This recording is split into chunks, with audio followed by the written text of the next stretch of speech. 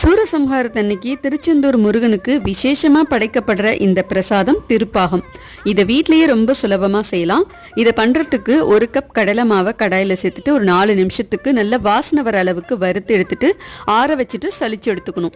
15லேருந்து 20 முந்திரி பருப்பை நல்லா பொடிச்சு அதையும் தனியா எடுத்து வச்சுக்கலாம். சலிச்ச கடலை மாவுல 2 கப் காய்ச்சி ஆற வச்ச பால் சேர்த்து கட்டி இல்லாம கரைச்சி எடுத்துக்கலாம்.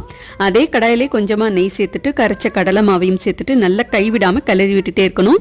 மாவு நல்லா கெட்டிப்பட ஆரம்பிச்சதுக்கு அப்புறம் பொடிச்ச முந்திரி, 2 கப் சர்க்கரை, அப்படி இல்லைன்னா நாட்டு சர்க்கரை இல்லை வெல்லம் எது வேணாலும் சேர்த்துக்கலாம். ஆனால் ஒரிஜினல் ரெசிபிக்கு சர்க்கரை தான் பயன்படுத்துவாங்க.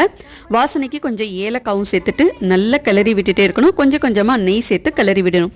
கடாயில் ஒட்டாமல் அல்வா பதத்துக்கு வந்ததுக்கு அப்புறம் இறக்கி வச்சு பரிமாறினீங்கன்னா திருச்செந்தூர் ஸ்பெஷல் திருப்பாகம் ரெடி.